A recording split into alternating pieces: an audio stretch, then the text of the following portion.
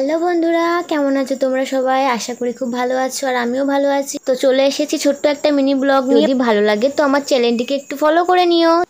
তো আজকে সন্ধ্যেবেলায় গেছিলাম আমরা বাজারে কিছু বাজার করতে, আর বোন ওর জন্য একটা বই কিনতে গেছিল। তো ওখান থেকে আমরা চলে আসলাম প্ল্যাটফর্মে। শাশুড়ি মা কিছু কসমেটিকের জিনিস কিনবে, তার জন্য আমরা কসমেটিকের দোকানে গেছিলাম। দেখো কত সুন্দর সুন্দর কালেকশনের ব্যাগ ঝুলছে, আমার তো সবকটা ব্যাগ পছন্দ হয়েছে। দেখো কত সুন্দর সুন্দর কালেকশনের কানের। তো শাশুড়ি মা কসমেটিকের জিনিস দেখছিলো, তার মধ্যে আমি একটুখানি পোজ দিয়ে নিচ্ছিলাম। দেখো আমি একটু পোজ দিচ্ছি। ও মা কত কিউট আমি না। তো শাশুড়ি মা একটা নেল পলিশ নিয়েছে ওনার জন্য, আর আমিও নেল পলিশ ইউজ করছিলাম। তো লাস্টে আমি গ্রিন কালার নেল পলিশটাই নিয়েছি। তো দেখো ব্যাগটা কত কিউট। তো এই শাখার কালেকশনটাও বেশ সুন্দর লেগেছে আমার। আর এই ব্যাগটা দেখো কত সুন্দর না। তো ওখান থেকে আসার পথে শাশুড়ি মা আমাকে বলছিল যে তুই কী খাবি। তো আমি বললাম মা আমি এটা নিমকি খাবো আর মটর খাবো। তো শাশুড়ি মা বলছে তোর দাঁত না ভেঙে যায়। এটা কোনো কথা বলেন তো? তো এই দাদুর সঙ্গে ভালো মন্দ কথা জিজ্ঞাসা করতে করতে দাদুকে জিজ্ঞাসা করলাম তুমি কেমন আছো। দাদু বললো আমি ভালো আছি। তো আমি একটু মজা করে বললাম যে ভালো যখন আসো তাহলে আসো একটু জড়াজড়ি করি আমরা দুজনে।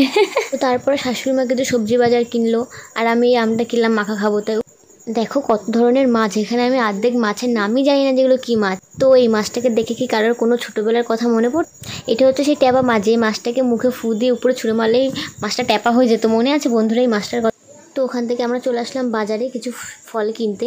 মা আমার কপালটা কী লেগে আছে, মুছে ফেলে দাঁড়াও। সবসময় কপালে কিছু না একটা লেগে থাকবেই। আমার তো লিচু খেতে ভালো লাগে, তোমাদের কার কার লিচু খেতে ভালো লাগে একটু কমেন্ট করো। দেখো কলাগুলো কত সুন্দর। তো কিছু লিচু কিছু কলা কিনে নিলাম। তো শাশুড়ি মা বলছে তুই কি কিছু খাবি? তো আমি বললাম কী খাবো। তো মা বললো তুই কি ফুচকা খাবি? আমি বললাম ফুচকাতে কী বারণ করে। তো আমি ঘপঘপ ফুচকা খাওয়া শুরু করে দিয়েছি। দেখো ক্যামেরাটা আমার শাশুড়ি মা ধরেছে, কত সুন্দর ক্যামেরা ধরেছে দেখো।